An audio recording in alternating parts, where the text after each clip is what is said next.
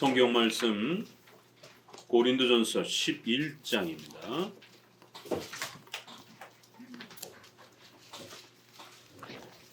고린도전서 11장 23절부터 29절까지 제가 봉독하도록 합니다. 고린도전서 11장 23절 내가 너에게 전한 것은 주께 받은 것이니 곧 주 예수께서 잡히시던 밤에 떡을 가지사 축사하시고 떼어 가라사대 이것은 너희를 위하는 내 몸이니 이것을 행하여 나를 기념하라 하시고 식후에 또한 이와 같이 잔을 가지시고 가라사대 이 잔은 내 피로 세운 새 언약이니 이것을 행하여 마실 때마다 나를 기념하라 하셨으니 너희가 이 떡을 먹으며 이 잔을 마실 때마다 주의 죽으심을 오실 때까지 전하는 것이니라. 그러므로 누구든지 주의 떡이나 잔을 합당치 않게 먹고 마시는 자는 주의 몸과 피를 범하는 죄가 있느니라. 사람이 자기를 살피고 그 후에야 이 떡을 먹고 이 잔을 마실지니 주의 몸을 분변치 못하고 먹고 마시는 자는 자기의 죄를 먹고 마시는 것이니라. 아멘. 우리 대요리 문답 신앙 고백서를 함께 보면서 말씀을 듣도록 합니다. 168문 성찬이란 무엇인가? 한 목소리로 읽어보도록 합니다. 성찬은 예수 그리스도께서 제정하신 대로 떡과 포도주를 주고받음으로써 그의 죽으심을 보여주는 신약의 성례이다. 성찬에 합당하게 참여하는 자는 주님의 살과 피를 먹고 마심으로 영적 양식을 먹고 은혜 가운데 자라며 주님과의 연합과 교제를 확신하고 하나님께 대한 감사와 헌신과 신비로운 몸의 지체로서 서로 사랑과 교제를 증거하고 새롭게 한다. 새로 오신 분들이 또 등록하시는 분들이 또 최근에 많은 분들이 계셔서 성찬에 대한 이러한 또 교리를 다시 한번 설명하면서 성찬에 참여하는 것이 얼마나 복되고 영광스러운 것인지 또 우리 종교개혁 우리의 역사 속에서는 왜 그토록 예배를 개혁하는 데 있어서 주일 성수와 예배 개혁 그리고 이 성찬의 개혁에 온 힘을 실었다라는 것을 다시 한번 살펴보면서 왜 그토록 그 성찬의 개혁을 힘을 쏟았는지를 또 다시 한번 깨닫고 오늘 우리 시대에는 과연 성찬에 대해서 우리 성도들이 얼마만큼 소중하게 여기고 있는가 다시 한번 돌아보며 성찬을 회복하고자 하는 거룩한 열망으로 또 오늘 귀한 말씀을 또 잘 또 새겨 들으시고 또 성찬에 참여하시기를 바랍니다.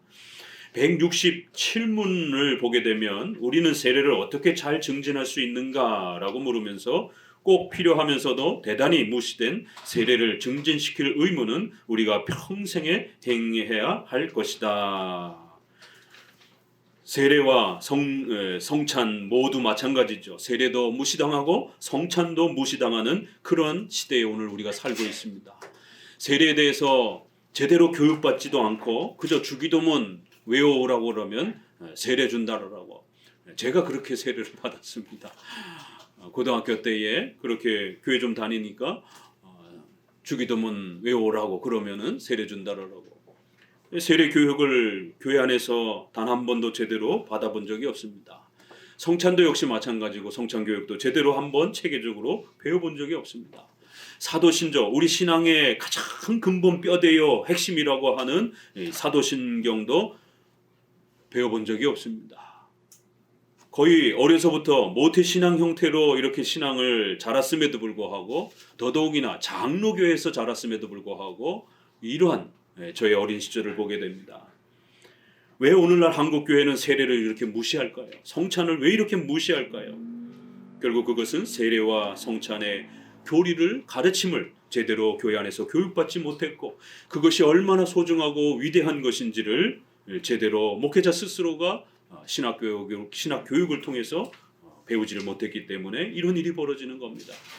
더더구나 세례와 성찬이 무시되니 자꾸만 제2성령 세례 이러면서 오순절파 순복음교회에서 행하는 그러한 신비체험과 은사체험과 방언체험과 또 요즘에 무슨 관상기도라 해가지고 이러한 그 옛날에 직통계시 이런 거를 아주 또 이렇게 단어를 그럴듯하게 바꿔서 관상, 뭔가 이렇게 상이 우리 마음속에 떠오르는 그런 기도를 해야 된다라고. 환상 기도인 거죠. 뭔가 마음속에 떠오르는 이미지를 찾아야 된다라는, 그걸 한문으로 어렵게 관상 기도다 뭐 이렇게 표현을 합니다. 결국 세례와 성찬은 점점 무시되고 세례와 성찬은 별 효과가 없으니까 그거 외에 다른 걸로, 그래서 청년들은 찬양을 1시간, 2시간씩 이렇게 하면서 울면서 그렇게 감격스러워합니다. 그러나 교회 문을 나가는 즉시 아무것도 남지 않는 이런 일들이 벌어집니다. 왜요? 교리를 모르고 또 하나님이 약속하지 않은 그러한 은혜의 수단을 행하게 되면 은혜를 못 받는 거예요. 하나님이 약속한 은혜의 수단은 3가지. 말씀, 설교를 통해서 소개되는 말씀, 성례, 그리고 기도. 이 3가지가 공적인 은혜의 수단으로 그렇게 성경에 약속된 겁니다. 이 내용을 잘 배우고 그리고 나서 합당하게 잘 참여하게 되면 우리 성도들은 강력한 신앙의 확신과 기쁨을 누리게 됩니다. 성경이 약속한 이 은혜의 수단을 사용하지 않으니까 성도들은 자꾸 메말라가고 영적으로 곰핍해지고, 그러다 보니까 자꾸만 다른 거를 동원해서 성도들을 자극하고 성도들에게 종교적인 어떤 느낌을 주려고 자꾸만 가시적인 눈에 화려한 또 청각적인 그런 아주 감미로운 이런 음악들을 동원을 해서 감성을 자극하는 이러한 형태가 돼버렸습니다. 꼭 필요하면서도 대단히 무시된 세례. 중세시대는 세례 교육을 하지 않았습니다. 성찬 교육을 하지 않았습니다. 그 예식도 라틴어로 행하기 때문에 성도들이 저게 무슨 뜻인지 하나도 모릅니다. 그냥 쳐다만 보는 겁니다. 교육 없이 의식에 참여하게 되면 그건 바로 로마 카톨릭과 같은 예식이나 마찬가지입니다. 오늘날 성도들이 세례의 교육과 성찬에 대한 교육 없이 그나마 또 참여한다라면 그것조차도 로마 카톨릭과 같은 그런 형태가 될 수 있습니다.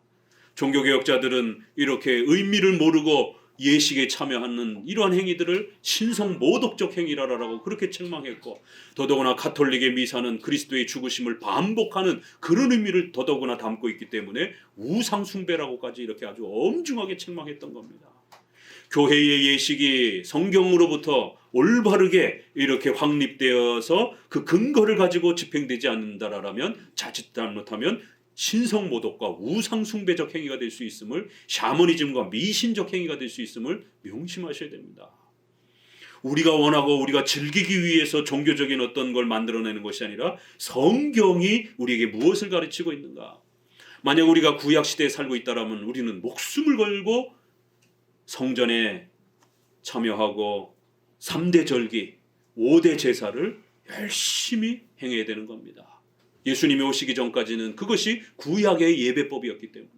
그러나 예수님이 오시고 나셔서 참된 성전인 자기 자신을 우리에게 가르쳐 주셨고, 이제 그 구약의 모든 그러한 복잡한 예배 절차들이 이제 좀 더 전 세계에 있는 그러한 교인들이 흩어져서 예배드릴 수 있도록, 구약은 이스라엘 민족만이 교회였기 때문에 그런 방식이 가능했던 거예요. 그러나 전 세계에 이제 교회가 형성이 되고 성도들이 형성이 되면 예루살렘에 모두 매주마다 모여서 예배드리고 제사 드리는 건 불가능한 겁니다. 그래서 예수님께서 이제 구약의 그 모든 예배를 중단시키고 새로운 방식으로서의 예배를 그렇게 만들어 주신 것이에요. 그래서 세례를 몸소 그렇게 모범을 보여주셨고, 그리고 승천하시기 전 그렇게 명령으로 땅끝까지 세례를 주라, 그리고 교인을 세우라라고 이렇게 명령하셨습니다. 또 성찬은 그 죽으시기 전날 밤 제자들과 마지막으로 자신의 목숨을 담보로 그렇게 성찬을 세워주신 것입니다.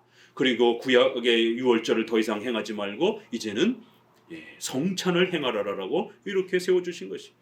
그리고는 사도들이 신속히 모여 사도행전 2장 42절에 사도들의 가르침을 따라 설교를 듣고 떡을 떼고 성찬을 행하고 교제하고 기도하기에 전혀 힘쓰느니라. 이런 신약적 예배의 요소들이 이제 등장하기 시작하는 겁니다.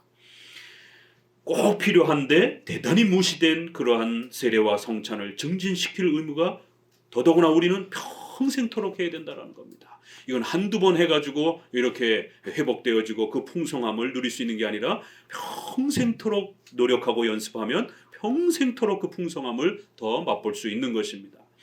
자, 성찬이란 네 가지 정도를 오늘 대우리문답이 가르치고 있습니다. 꼭 기억하셔야 됩니다.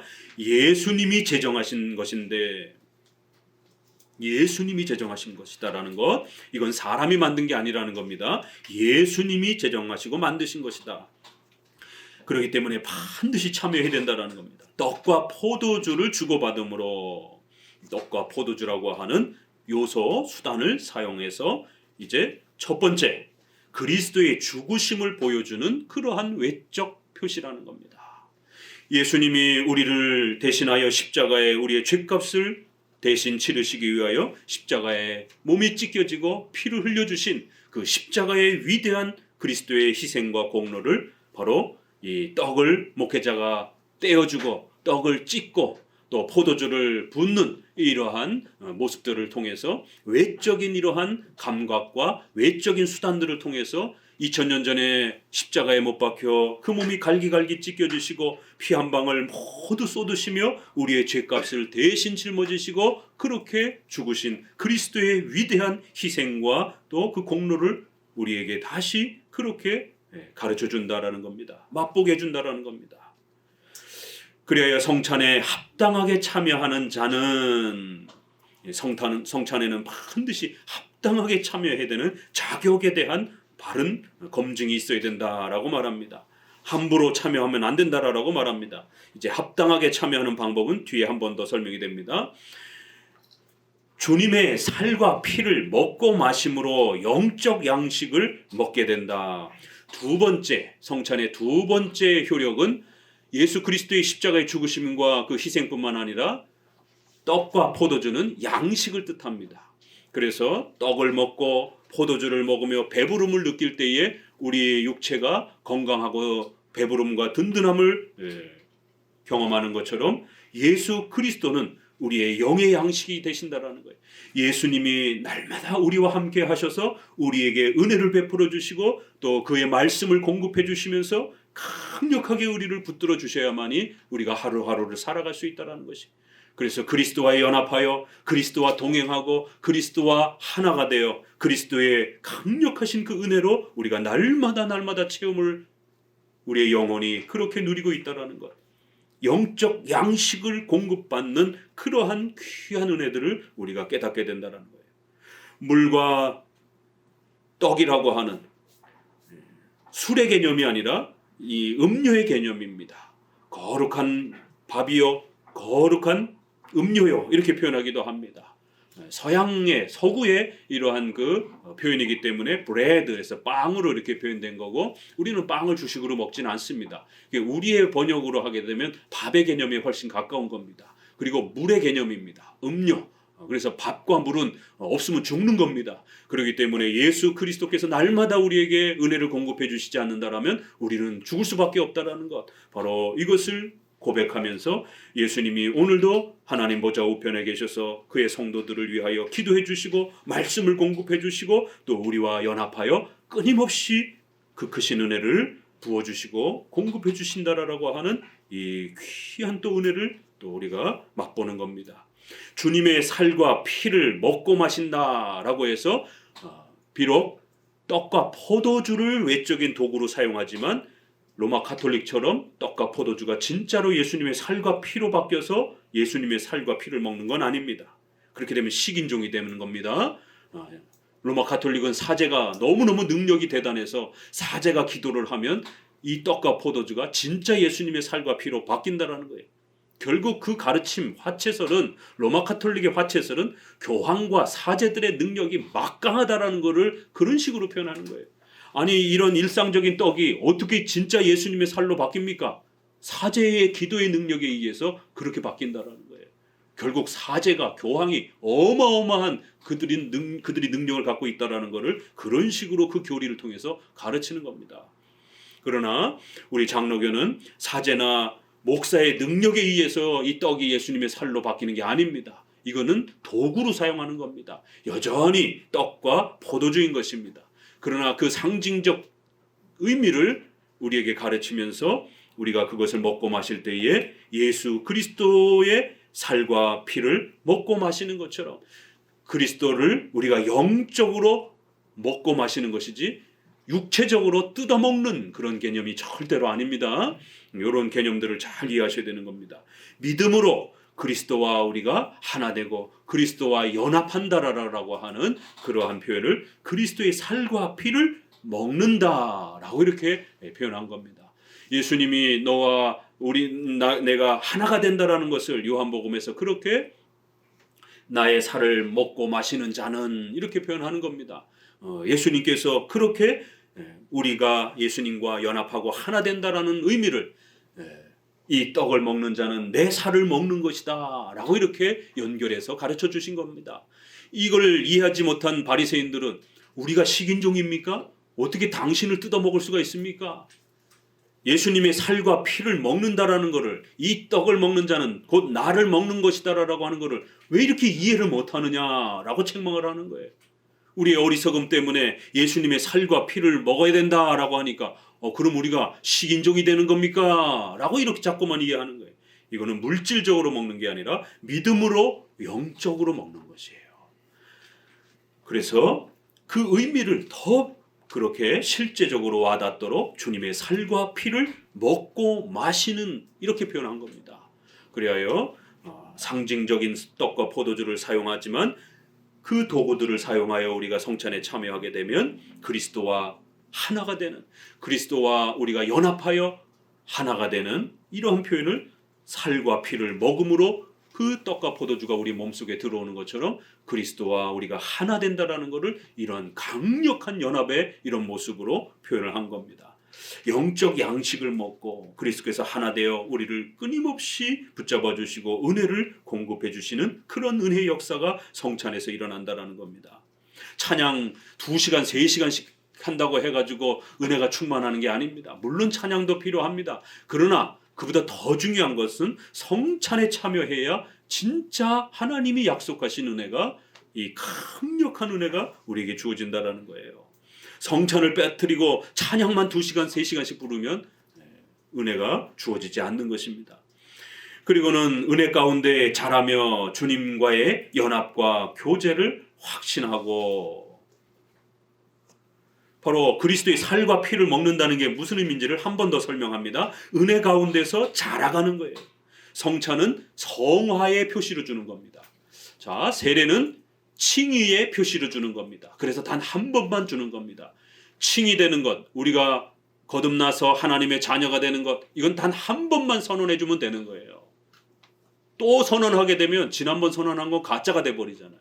그래서 하나님은 단 한 번 이신칭의를 통해서 그 외적인 표시로 세례를 통하여 우리가 구원받은 자라는 것을 선언해 주신 것입니다. 세례는 단 한 번만 이신칭의, 구원받은 칭의, 하나님의 자녀가 됐다라고 하는 표시를 주는 겁니다. 구원의 표시예요. 그러나 성화의 표시, 계속 자라가는 것에 대한 표시는 성찬인 겁니다. 그래서 성찬은 자주 행하는 겁니다. 이렇게 은혜 가운데서 자라가며 우리가 성장하고 더 믿음이 자라가는 이러한 충만함을 성찬을 통해서 그리스도께서 공급해 주시겠다라는 거예요. 주님과의 연합과 교제를 강력하게 확신하고, 우리 성도들이 제일 어려워하고 힘들어하는 것은 또 시험에 들고 고난과 아픔을 겪을 때에 이 부분이 제일 힘들잖아요. 주님이 나와 연합하고 주님과 내가 교제하고 있는지 불안해지잖아요. 예수님이 나와 함께 계신지 의심이 들잖아요. 그래서 이 성찬을 주신 겁니다. 인간이 연약하기 때문에 고난과 어려움이 찾아오게 되면 마치 예수님이 나를 버린 것처럼, 예수님이 나와 멀리 떨어져 계신 것처럼, 예수님이 나를 모른 척하고 계신 것처럼 이런 불안함들이 자꾸 우리 인간에게 찾아오는 겁니다. 인간이기 때문에 그래요. 베드로조차도 그렇게 시험에 들어가지고 얼마나 예수님께 꾸중을 들었습니까? 하물며 우리들은 얼마나 더 하겠습니까? 그래서 그리스도와의 연합과 교제를 강력하게 확신할 수 있도록 주님이 나와 동행하시고 나와 함께 계시고 주님이 절대로 나를 떠나 계시지 않는다라고 하는 이 엄청난 이 확신을 무엇으로 확보할 겁니까? 금식을 100일 1000일 한다고 해서 되는 문제가 아니에요. 찬양을 2시간 3시간씩 부른다고 해서 될 문제가 아닙니다. 바로 성찬을 행해야만이 그리스도께서 나와 함께 계심을 강력하게 확신할 수 있다는 거예요. 하나님께 대한 감사와 헌신과 신비로운 몸의 지체로서 서로 사랑과 교제를 증거하고 새롭게 한다. 세 번째, 네 번째. 이런 엄청난 은혜를 주시는 것은 우리가 잘 먹고 잘 살으라라고 그렇게 이기적인 그러한 삶을 살아라고 주는 것이 아니라 감사와 헌신, 하나님이 부탁하신, 예수님이 승천하시면서 부탁하신 그리스도의 교회를 세워달라고 하는, 유형교회를 세우라고 하는 바로 그러한 다짐과 맹세와 헌신을 이 성찬을 통해서 우리의 신앙의 헌신과 서약을 다시 다짐하는 겁니다. 그래서 이 사크라멘트라는 라틴어로는 군인이 맹세할 때의 그런 맹세의 뜻입니다. 라틴어로 성찬을 사크라멘트 이렇게 표현하는데 그건 다른 뜻으로 기독교에서는 성찬 이렇게 표현하지만 일반 용어로는 맹세, 서약 이런 뜻입니다. 여기에 신비로운 몸의 지체로서 이럴 때 성찬을 미스테리온, 이렇게 헬라어로, 영어로 미스테리 이러잖아요. 아주 신비로운 것, 또 이렇게 헬라어로는 또 그렇게 표현해요. 이게 성찬에는 이렇게 여러 가지 의미가 있는 겁니다. 맹세와 서약을 하면서 그리스도의 군사로 살겠다라고 하는, 하나님의 나라를, 유형교회를 세워가고 헌신하겠다라고 하는 강력한 서약과 다짐을 다시 다짐하는 것이, 신비로운 몸의 지체인 바로 이 유형교회. 이 교회는 세상 사람들이 보기에 보잘것없어도 하나님이 세워주신 그리스도의 몸된 지체요, 그리스도의 신부라는 거예요. 신비로운 몸의 지체라는 겁니다.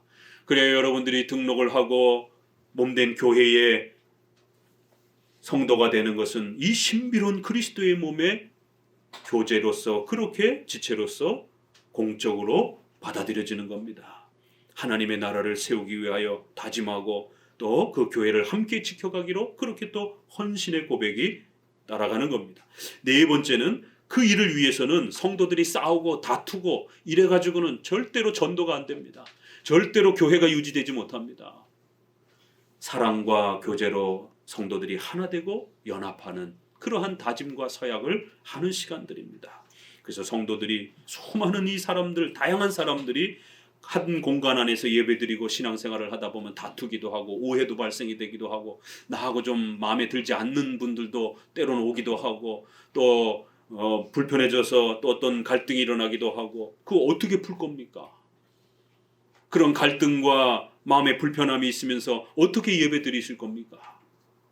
반드시 성찬, 주기적인 성찬에 참여하면서 우리는 그리스도의 피로 맺은 한 가족이라고 하는, 떡과 포도주를 한 목회자의 손에서 떼어 또 부어 먹고 마시면서 그리스도의 피로 맺은 한 가족이라고 하는 이 강렬한 외적 수단으로 그렇게 사용하는 겁니다.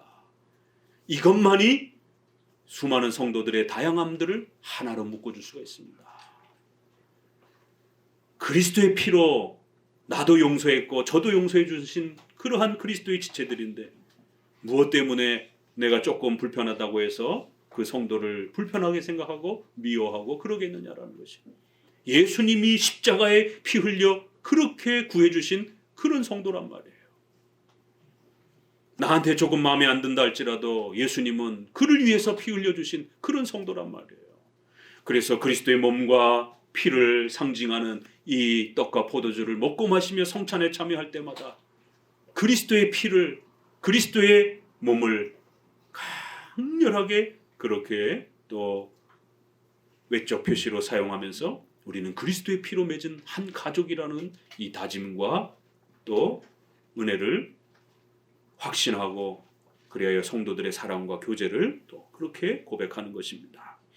자, 이것을 네 가지를 하나로 우리가 영적 임재설이다 이렇게 말합니다. 로마 가톨릭은 화채설, 화채, 몸이 바뀐다라는 거예요. 몸체자를 써가지고 그렇게 떡이 진짜 예수님의 살로 바뀐다라는 거예요. 이 우상 숭배가 됩니다. 떡이 숭배가 돼버립니다. 예수님의 살로 바뀌었기 때문에. 그래서 가톨릭은 이 떡을 들고 행진을 하고 거기에 성호를 긋고 절을 하고 또 그거 만지면은 병자가 되고 부자가 된다고 이런 또 미신적인 행위를 하면서 그 떡 만지려고 그렇게 돈을 또 많이 또 사제에 갖다 바치고 이런 폭행과 샤머니즘이 벌어지는 것이에요. 절대로 그렇게 행하면 안 되는 것입니다. 그런데 또 제세례파라든가 찌빙글리는 이 성찬은 아무것도 아니다, 그냥 상징적일 뿐이다, 이러다 보니까 아무 의미가 없어져 버리는 이러한 형태가 돼버린 겁니다. 한국 교회는 90% 이상이 이 제세례파와 쯔빙글리의 상징설이 영향을 끼쳐서 한국 교회는 성찬을 등한시하는 겁니다. 성찬을 중요하게 여기지 않는 것입니다. 그러나 우리의 종교개혁자들은 성찬에는 그리스도와 연합하고 그리스도와 만나는 어마어마한 은혜가 주어지는 이러한 복된 귀한 신약의 성례다라고 고백합니다. 어떻게 그런 일이 일어나느냐? 영적 임재설이란 첫째로 성령의 신비로운 역사로 그런 일이 가능하다라는 거예요. 두 번째, 육체적으로 물질적으로 뜯어먹는 게 아니라 믿음으로 참여하는 겁니다. 성경의 이 성찬의 약속을 믿고 의지하면서 반드시 예수님이 약속하셨기 때문에, 예수님이 명령하셨기 때문에 예수님의 명령을 따라 참여하면 반드시 예수님과 만나는 역사가 일어날 것이다라고 하는 그런 믿음을 가지고 참여하는 것이에요. 그러면 그리스도와 이 성찬을 통해서 만나고 교제하는 풍성함들이 우리에게 주어진다라는 겁니다. 이 세 가지 의미에 따라 영적 임재설 이렇게 표현하는 겁니다. 왜 우리 장로교는 영적 임재설이라고 이렇게 장로교의 성찬을 표현하느냐면, 성령께서 이 외적인 떡과 포도주이지만 성도들이 믿음으로 여기에 참여하게 되면 놀라운 일이 성찬에서 일어난다는 거예요. 성찬은 예수님이 만들어 주신 것이고, 예수님이 만들어 주셨으면 거기에 뭔가 있는 겁니다. 거기엔 위대하고 대단한 은혜의 효력들이 있는 거예요. 쓸데없는 것을 예수님이 만들어 주셨겠어요? 필요 없는 것을 예수님이 명령했겠어요? 아주 중요한 뭔가 있으니까 명령하시고 주님 오실 때까지 계속 하라라고 그렇게 고린도전서에서도 명령하는 겁니다. 여기 뭔가 있는 겁니다. 그래서 성도들이 처음 성찬 교육을 받을 때는 기대감을 이렇게 일으켜줘야 돼요. 성도 여러분, 성찬에는 뭐가 있습니다. 새신자 때는 뭐가 있는지 아직 잘 몰라요. 그래서 등록을 하고 처음에 기대감을 잔뜩 가지고 참여했는데 끝나고 나서 살짝 와가지고, 목사님 성찬에 뭐가 있다고 해가지고 참여를 했는데 참여하고 났는데 아무 느낌이 없어요. 이렇게 이제 실망하는 분들도 계셔요.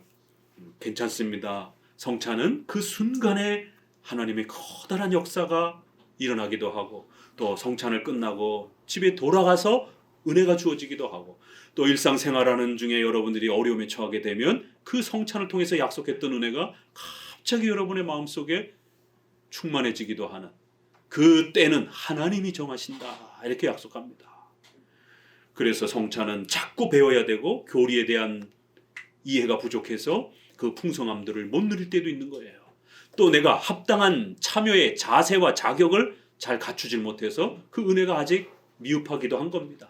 이렇게 여러 번 거쳐서 교육을 받고 연습하고 이러면서 참여하게 되면 점점 왜 장로교 목회자들이 그토록 성찬을 자주 행하고 성찬에 참여하라고 성도들을 강력히 권고하고, 성찬에 선포되었는데도 성찬에 참여 안 하게 되면 엄중하게 징계합니다. 그래서 다음번 성찬에는 참여 못하게 합니다. 성찬을 등한시하고 성찬에 참여하지 않은 이러한 죄를 물어서 다음번 성찬에는 자격을 주지 않습니다. 지난번 올해부터는 성찬에 선포된 그 주간에, 성찬 주간에 늦게 오시게 되면 성찬에 참여할 수 없다라고 그렇게 말씀드렸습니다. 오늘도 역시 성찬에, 오늘 예배에 늦게 오신 분들은 성찬 참여를 자제하시기 바랍니다. 근신하시기 바랍니다.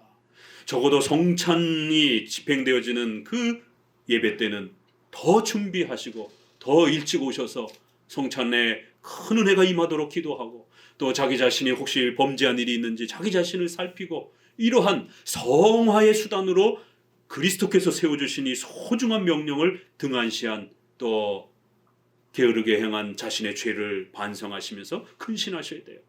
늦게 오신 분들은 참여를 하지 마시고, 또 목회자에게 허락받지 않고 성찬을 참여하지 않은 자들은, 특별한 예외적 사정이 있으면 우리가 또 그 상황을 살펴줄 수 있지만, 그렇지 않은 경우에 무단으로 성찬에 참여하지 않게 되면 그건 징계감입니다.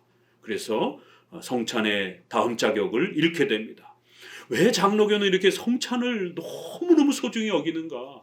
성도들이 성찬을 잘 준비하고 정성스럽게 이 성찬을 참여해야 성도들이 재정적으로 곤핍할 때, 질병으로 고난을 겪을 때, 자녀들이 위기와 어려움에 처해서 가정이 위기를 겪을 때 성찬의 이 약속한 은혜가 그 가정을 살립니다. 진짜 은혜가 이 성찬을 통해서 주어지기 때문에 그래요. 그래서 성찬을 등한시하게 되면 첫 번째, 신앙의 이 풍성함들이 곤두박질칩니다. 이건 성화의 수단으로 주신 것이다. 이기 때문에. 두 번째, 의식주의 삶이 망가져 버립니다. 경제적인 것, 질병에 대한 문제, 가족의 이런 또 직업의 직장에 대한 문제, 이런 의식주의에 대한 삶이 곤두박질칩니다. 이건 성화의 수단으로 주신 거기 때문에. 그래서 정신 바짝 차리셔야 된다는 거예요. 거꾸로 성찬을 잘 참여하시고 준비하셔서 정성스럽게 성찬을 참여하시게 되면 신앙의 풍성함들을 맛보게 됩니다. 신앙이 쑥쑥쑥 자라갑니다. 두 번째, 의식주의 삶의 복을 받습니다. 그래서 167문에 꼭 필요하면서도 대단히 무시된 성례를 증진시킬 의무가 있는데, 그것도 평생에 해야 될 부분인데 이런 부분들이 등한시되고 있다라고 단식하면서 이 문장이 적혀진 겁니다. 오늘 고린도전서에 보니까 성찬을 함부로 등한시하게 되면, 성찬이 무엇인지 교리 교육을 받지 않고 참여하게 되면 그리스도의 몸과 피를 범하는 죄를 범한다는 거예요. 무시무시한 책망입니다. 성찬이 뭔지 모르고 그냥 대충 아무렇게나 참여하게 되면 그 성찬을 세워주시기 위하여 자신의 목숨을 내어주시면서까지 그렇게 피 한 방울 흘리시고 모든 피를 흘리시고 몸이 찢기신 그리스도의 죽음을 무시하는, 그리스도의 몸과 피를 범하는 죄가 된다는 거예요. 두 번째, 자신의 죄를 먹고 마시는 그런 죄가 된다는 거예요. 하나도 아니고 두 개씩이나 경고하면서.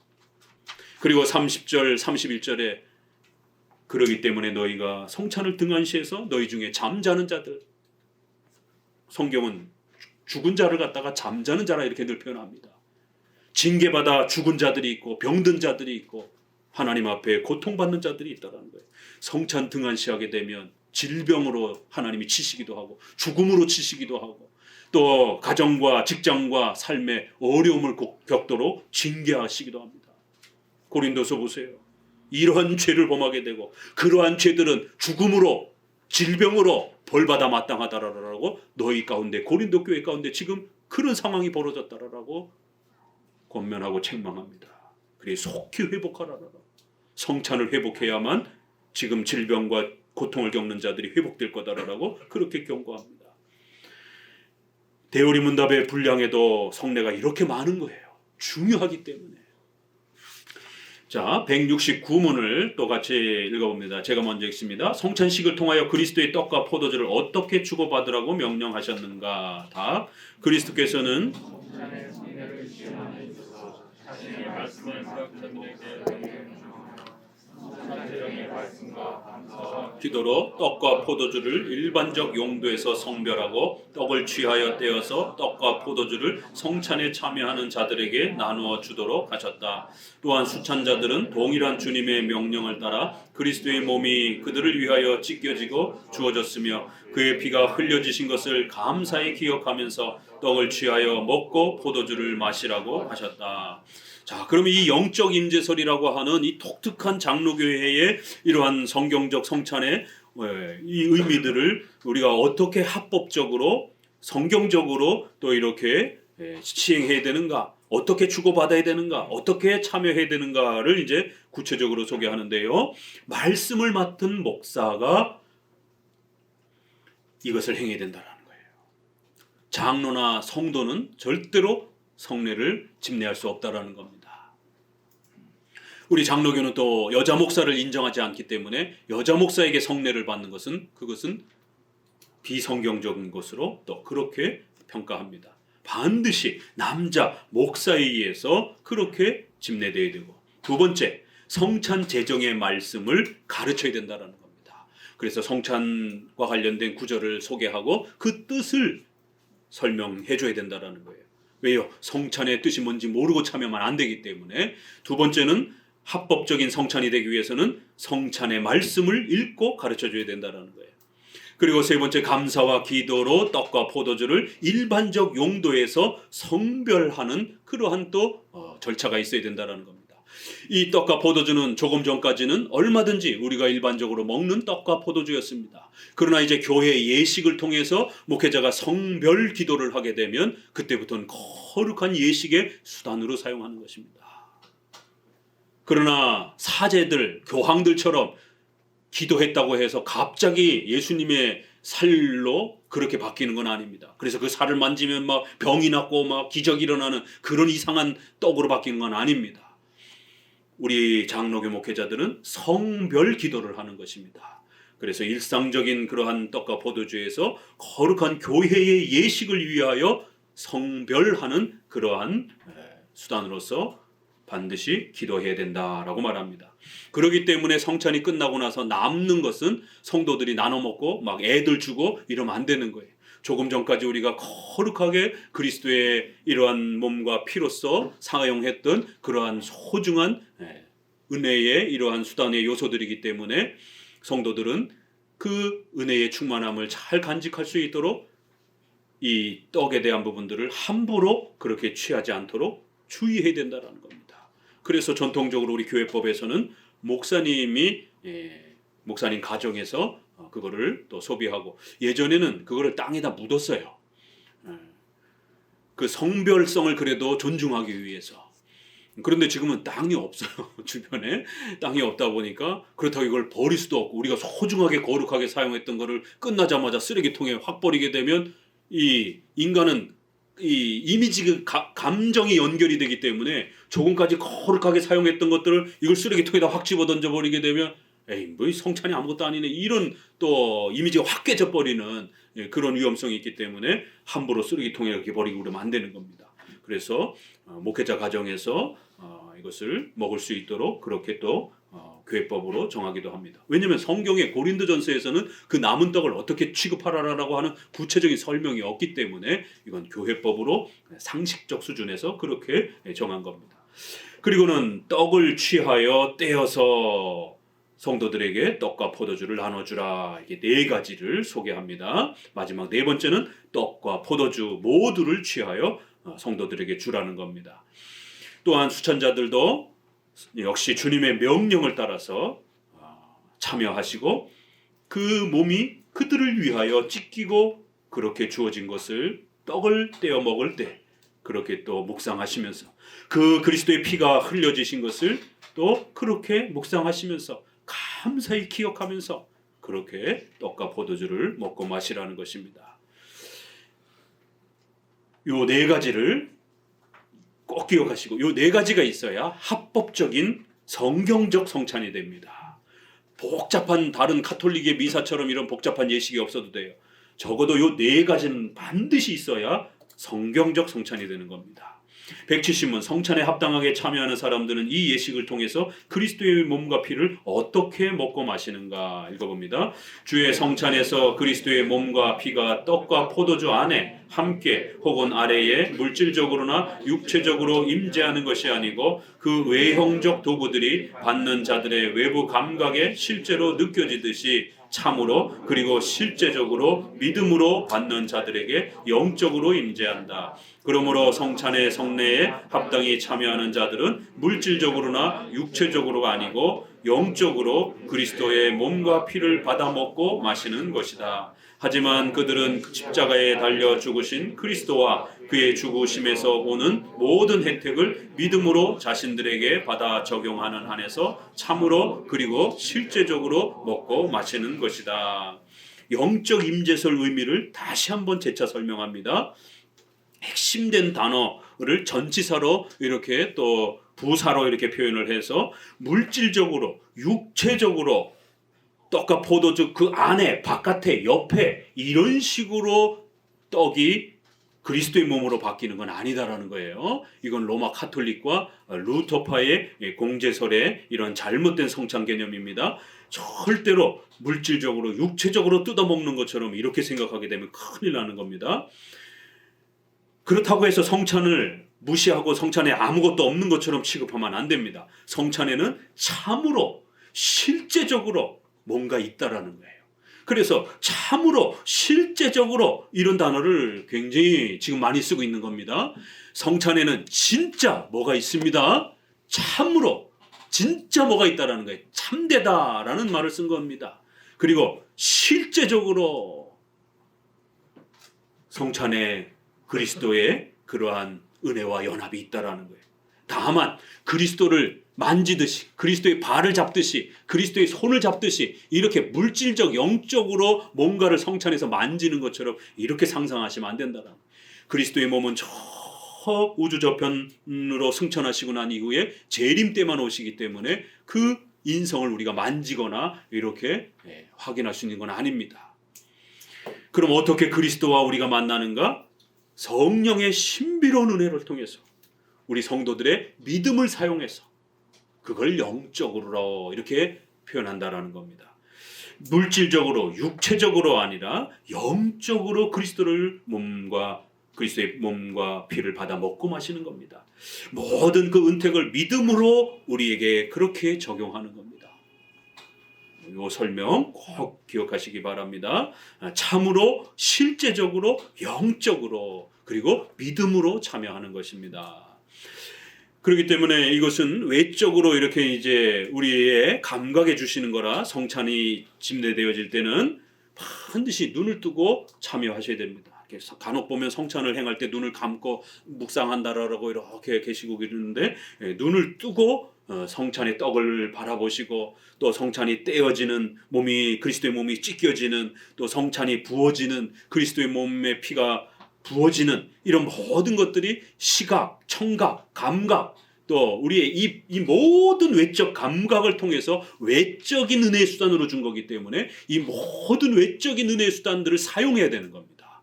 모든 외적 감각을 통해서 주시는 은혜예요. 그래서 설교처럼 귀만 잘 열고 있으면 되는 그런 게 아니라 온 감각을 다 동원해서 이게 어떻게 행해지는지 잘 지켜보셔야 되고 또 받아 먹으셔야 되고 또 입으로 먹을 때에 또 충분히 그 감각을 느끼시고 그러면서 참여하는 겁니다. 171문 성찬의 성례를 받고자 하는 사람들은 성찬에 참여하기 전에 어떻게 준비해야 하는가? 답. 성찬의 성례를 받고자 하는 사람들은 성찬에 참여하기 전에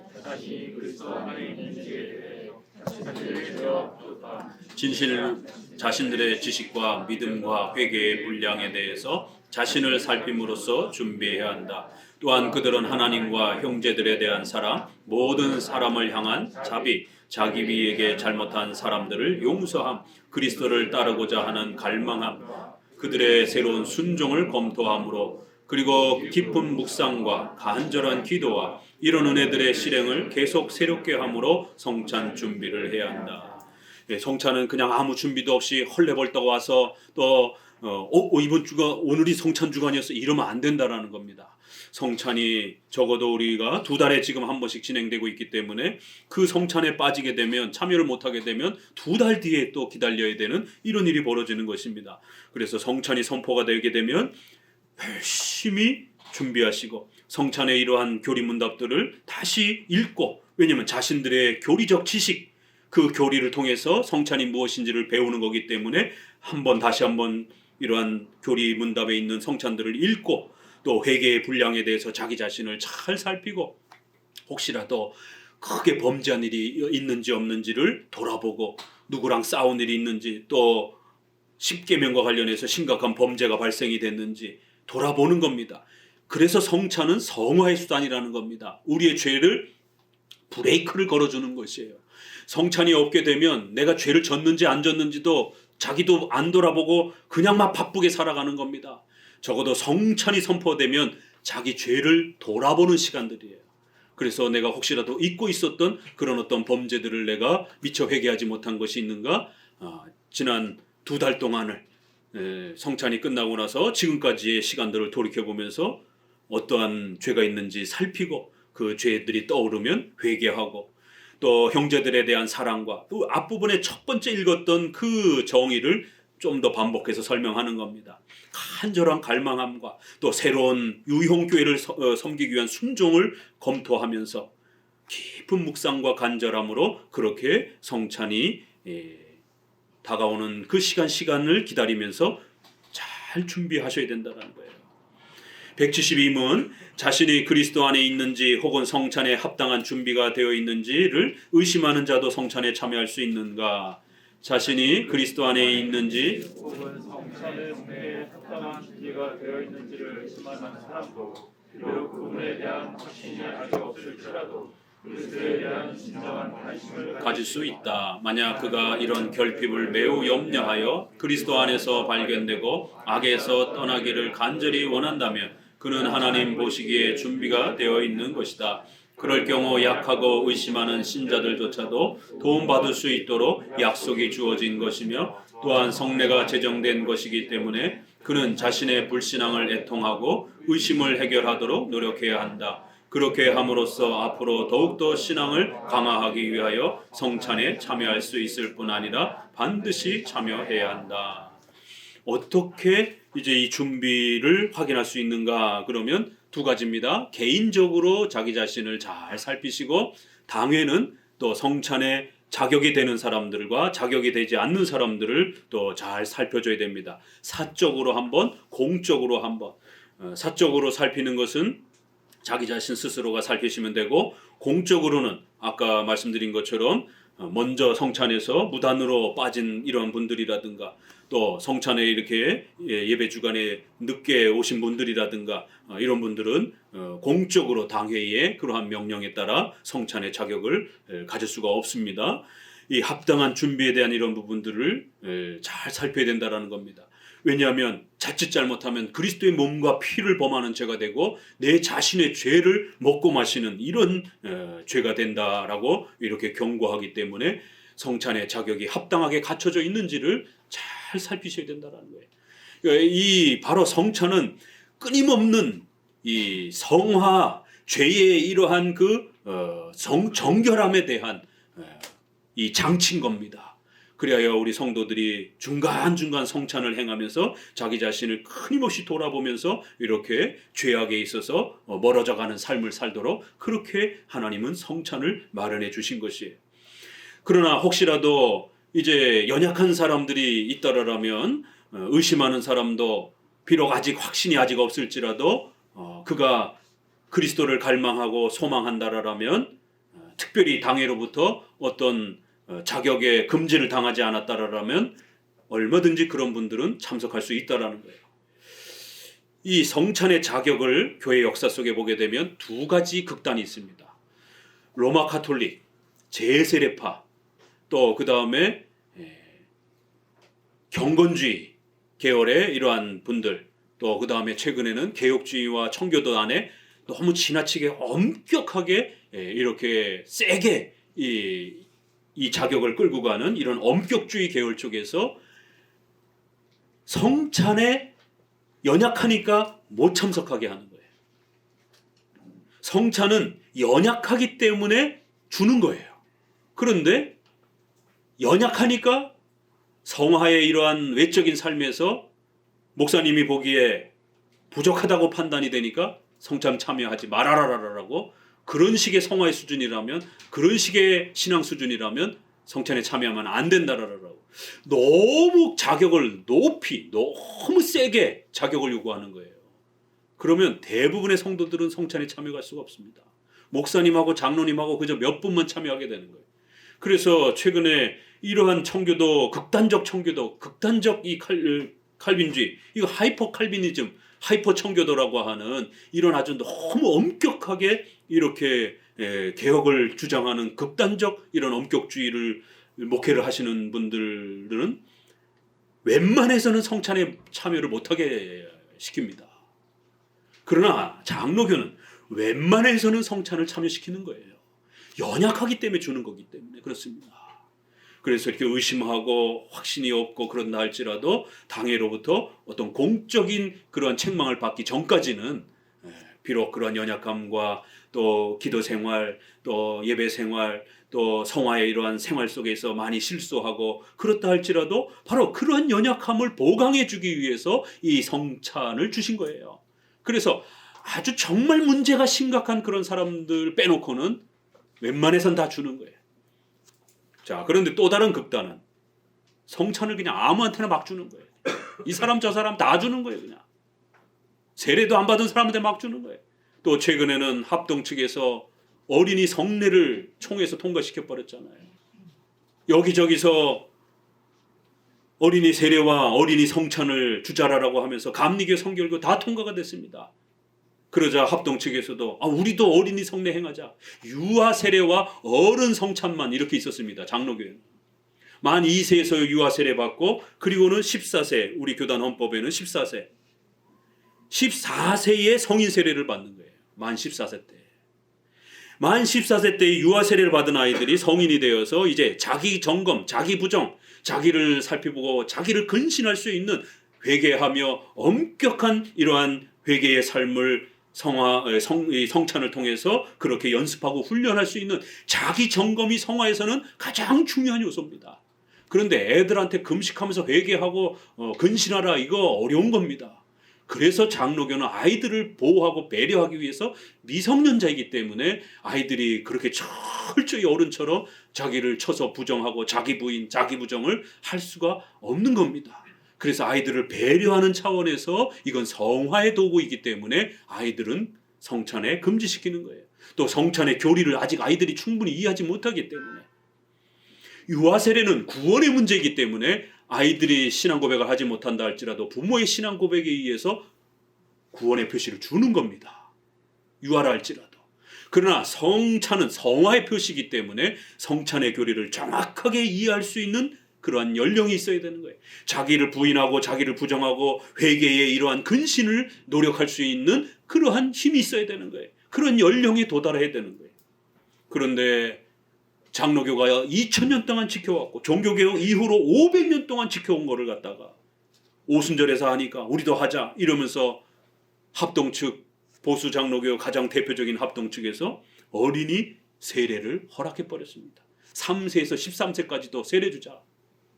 그런데 차마 본인들 양심적으로도 어린이 성찬까지는 허락을 안 했어요. 그런데 이미 벌써 다 다른 교단 주고 있는데 그것도 이제 곧 열릴 겁니다. 그래서 제가 저희 교단도 그 조사에 대한 연구에 대한 청원이 들어와서 저와 다른 교수님이 연구해서 절대로 안 된다. 지난 500년 동안 2000년 동안 자격이 없는 자들에게 성찬을 주는 걸 죄로 여겼습니다. 그런데 어느 날 갑자기 내년부터 이제 먹어도 된다라는 거예요. 은혜가 된다라는 거예요. 아니 교리가 이렇게 왔다 갔다 해마다 바뀌면 어떡합니까? 이신칭의가 해마다 왔다 갔다 바뀌면 어떡합니까? 여태까지 수백 년 동안 죄라라라고 성찬의 자격을 같이 주지 못하고 참여하는 건 죄라라라고 연령에 합법적으로 도달하지 못한 아이들에게 성찬을 행하는 건 죄다라라라고 주님의 몸과 피를 범하는 거고 우리의 죄를 먹고 마시는 것이다라고 이렇게 죄다라라라고 금지시켜 왔는데 내년부터 먹어도 된다라는 거예요. 이렇게 교리가 해마다 바뀌어버리면 어떻게 우리가 기준을 갖고 살 수 있겠습니까? 절대로 안 됩니다. 이건 신앙적으로, 성경적으로 비성경적인 그런 행태입니다. 어린이 세례와 성찬.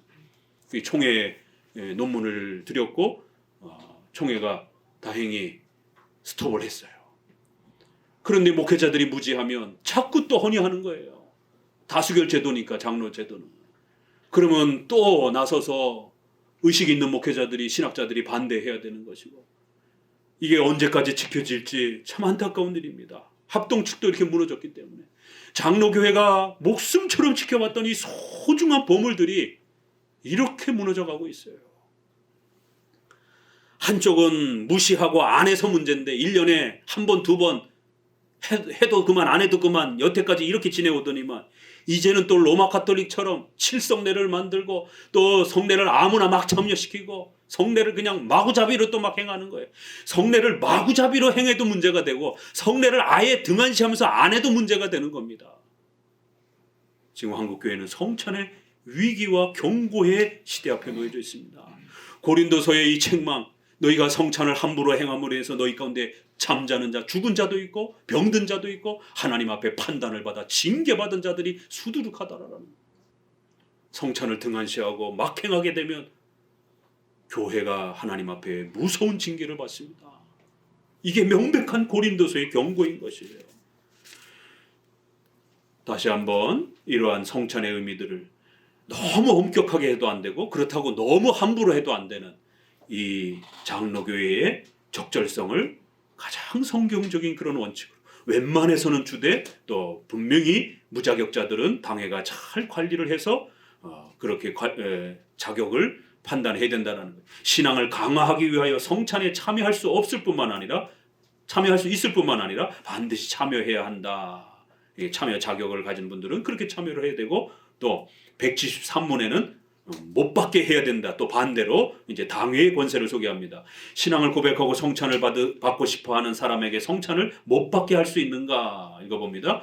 신앙을 고백하고 성찬을 받고 싶어하는 마음이 있을지라도 잘못된 일이 드러나면 그들이 가르침을 받고 변화되기까지는 그리스도가 자신의 교회에 맡기신 권세로 성찬을 못 받게 할 수도 있고 또는 반드시 못 받게 해야 한다. 참 멋있잖아요. 172문에는 연약하면 반드시 성찬에 참여해야 되고 반드시 참여할 수 있다 이렇게 표현합니다. can, must 이렇게 영어로 표현하면 반드시 참여해야 되고 반드시 참여할 수 있다 이렇게 can, must 이렇게 표현했다라 그러면 173문에는 무자격자는 교리에 무지하고 또 잘못된 일이 공적으로 분명히 당회에 의해서 판단된 자들은 못 받게 해야 되고 반드시 못 받게 해야 하고 못 받게 할 수도 있다는 것이에요. 이렇게 성찬은 어른조차도 자격이 안 되면 못 참석을 합니다. 그런데 어린애들을 갖다가 교리적으로도 제대로 이해 못하고 근신과 회개도 제대로 못하는 아이들을 갖다가 야 이거 먹어, 이거 엄마 이게 뭐야? 몰라? 먹어? 맛있어? 이러면 큰일 난다라는 것이죠.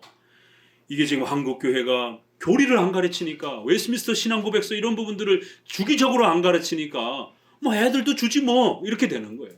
왜냐면 이렇게 애들이 자꾸 칭얼대고 엄마만 빵 먹고 애들은 안 주고 그러니까 엄마 나도 먹고 싶어 그러니까 부모들이 자꾸 아이 뭐 애들도 주지요 뭐 이런 이제 요구들이 올라오니까 목회자들이 총회에다가 기존의 법을 바꿔달라고 그렇게 요구가 들어오는 것이에요. 저를 위해서 계속 기도해 주시기 바랍니다. 총회에 또 이런 조직신학 교수와 또 이런 위치에 있다 보니까 총회에서 다양한 이런 건의안이 올라올 때에 이건 비성경적입니다. 이건 절대로 장로교가 허락할 수 없습니다. 지금 벌써 해마다 한 건씩 제가 그러고 연구 논문을 발표하고 있어요. 교단 목사님들한테 아주 신목사님이 미운 털이 박히겠어요. 이런 건 조직신학자나 역사신학자나 구약 신약학자들이 연구해가지고 이제 발표하면 그거를 총회에서 발표하고 목사님들이 가부 투표를 해가지고 찬반을 묻는 거기 때문에 모든 사람들이 연구할 수는 없기 때문에 전문가에게 이렇게 줘서 연구하도록 그러면 대부분의 이런 교리적인 부분은 제가 조직신학자다 보니까 저에게 많이 의뢰가 오게 됩니다. 그래야 열심히 기도해 주셔서 선한 영향력을 교단을 지켜갈 수 있는 그래도 우리 교단은 아직 여자 목사를 인정하지 않고 WCC를 인정하지 않고 또 이런 어린이 세례와 성찬을 아직 인정하지 않고 있습니다. 한국에 몇 안 되는 보수 장로교단의 이런 가치를 그래도 지키고 있는 겁니다. 173원 성찬의 성례를 시행할 때 그것을 받는 자들에게 요구되는 것은 무엇인가? 이제 여러분 어떻게 받아야 되는가를 가르칩니다. 답. 성찬의 성례를 받는 자들에게 요구되는 것은 그것을 시행하는 동안에 모든 거룩한 경외심과 집중력을 가지고 그 규례에서 하나님을 바랄 것이다. 성례의 도구들과 동작을 부지런히 따르고 주님의 몸과 주의 깊게 분별하고 그의 죽음과 고난을 정성스럽게 묵상하며 그 은혜가 왕성하게 역사하도록 강화시켜야 한다. 그리고 자신을 살펴서 죄를 슬퍼하고 그리스도에 대하여 진정으로 줄이고 목말라하고 믿음으로 그리스도를 받아먹고 그의 충만함을 받으며 그의 공로를 의지하고 그의 사랑을 기뻐하며 그의 은혜에 대하여 감사하고 하나님과의 언약과 모든 성도들에 대한 사랑을 새롭게 해야 된다. 앞부분에서 이미 정의 내렸던 것을 조금 더 풀어서 설명하는 겁니다. 거룩한 경외심을 가지고 성찬이 얼마나 중요한 것인지에 대한 두렵고 떨림으로 그렇게 참석하셔야 됩니다. 그렇기 때문에 성찬에 늦게 그 예배 주간에 성찬에 늦게 참여하시게 되면 성찬의 자격을 잃습니다. 오늘 늦게 오신 분들 성찬에 참여하시면 안 됩니다. 다음번 기회로 넘어가시기 바랍니다. 경외심을 가지고 또 집중력을 가지고 잘 쳐다보고 그 도구들과 동작들을 부지런히 잘 살피며 따르라는 거예요. 아주 정성스럽게 묵상하라는 거예요. 그러면서 자신의 신앙을 성경의 약속을 따라 강화시키라는 겁니다. 이러한 표현 하나하나가 성찬이 어떠한 것인지를 우리에게 그렇게 더욱 강조하고 있습니다. 175문 성찬의 성례를 받은 후에 그리스도인들의 의무는 무엇인가? 성찬의 성례를 받은 후에 그리스도인들의 의무는 그들이 성찬의 성례에서 어떻게 행동했으며 어떤 열매를 거두었는지를 신중히 생각해야 한다. 만일 그들이 소생함과 위로를 받았으면 하나님을 찬송하며 이 은혜의 계속됨을 간구하며 다시 이 은혜에서 떨어지지 않도록 주의하며 맹세한 것을 실천하며 이 예식에 자주 참여하도록 힘써야 한다. 그러나 그 당시에 아무런 혜택을 얻지 못했다면 성례를 위한 준비와 거기에 임하는 자세를 더 정확히 검토해야 할 것이다. 만일 그들이 두 가지에서 하나님 앞과 자신의 양심에 비추어 떳떳하다면 적절한 때에 그 열매가 나타날 것을 믿고 기다려야 한다. 만일 그들이 어느 편으로 보나 실패했음을 깨달았으면 그들은 스스로 낮아져서 차후에 더 많은 주의함과 부지런함으로 성찬의 성례에 임해야 한다. 성찬은 잘 참여하게 되면 어마어마한 은혜가 주어지기 때문에 이 은혜에서 떨어지지 않도록 상당히 주의해야 된다는 거예요. 하나님의 은혜는 그냥 막 집어던지는 게 아닙니다. 멀쩡히 받았던 은혜도 또 우리가 나태하고 게을러지게 되면 그 은혜가 축소가 되어지는 거예요. 비록 우리가 신자들은 지옥에 다시 떨어지진 않는다 할지라도 성령 충만한 은혜가 축소되어집니다. 메말라집니다. 강팍해집니다. 그 은혜에 떨어지지 않도록 아주 신중히 주의해야 된다는 거예요. 그래서 혹시라도 내가 잘못 참여했는지 또 부주의함으로 참여했는지를 잘 살피고 만약 그렇다라면 더 많은 주의와 부지런함으로 다음 성찬 때는 충만한 은혜를 누릴 수 있도록 열심히 준비하고 노력해야 된다는 거예요. 이렇게 성찬은 아주 정성스럽게 준비하고 또 참여하고 난 이후에도 자기가 바르게 참여했는지를 잘 되돌아보고 이런 과정들을 계속해서 연습하셔야 된다는 거예요. 그러다 보면 점점 성찬이 주는 그 어마어마한 은혜를 누리게 되고 신앙의 성숙함을 누리고 의식주의 또 이런 복들을 누리게 됩니다. 더더욱 목사님이 성도들에게 부탁하고 또 간곡히 권면하는 것은 의식주와 관련해서 십계명의 이러한 그 원칙을 또 잘 배워야 됩니다. 또 일반은총 아래에서 여러분들이 그러한 문화와 삶을 잘 사용해야 됩니다. 그런데 마지막에 성찬에 참여하지 않으면 재정적 고통을 겪습니다. 질병의 고통을 겪습니다. 세 가지가 따라붙어야 되는 거예요. 십계명을 교리적으로 잘 배우시고 일반은총을 통하여 여러분의 문화와 직업, 경제수단을 잘 사용하시면 의식주의 삶의 복을 받습니다. 건강한 삶을 살게 됩니다. 마지막으로 성찬에 정기적으로 잘 참석하셔야 돼요. 그래야 재정의 복을 받습니다. 돈도 하나님이 벌게 해주시는 거예요. 기껏 십계명 공부하고 열심히 경제활동을 했는데 성찬에 참여 안 해요. 그럼 부자가 될 수 없어요. 경제 혜택을 못 누립니다. 질병의 회복하지 못합니다. 하나님이 은혜를 주시려고 은혜의 수단으로 주신 거라는 거예요. 그래서 이걸 잘 참석하면 하나님의 은혜를 누린다는 거예요. 그 은혜는 두 방면, 영적인 면과 육적인 우리의 생활면 두 가지를 다 약속하고 있는 겁니다. 이런 은혜를 공급하시기 위해서 하나님이 이 수단을 세우셨다는 거예요. 그러면 거꾸로 이 수단을 제대로 활용하지 아니하면 하나님이 주려고 한 은혜들이 사라지고 중단돼 버리는 것이. 그래서 이 세 가지를 잘 활용하게 되면 우리 장로교 성도들은 아주 건강하고 신앙의 복도 받고 의식주의 이런 복도 풍성하게 누리게 됩니다. 이게 비밀스러운 복음의 위대한 비밀인 겁니다. 오늘 대우리 문답을 읽어가면서 성찬의 이러한 소중한 또 의미와 가르침들을 배웠습니다. 기도합니다.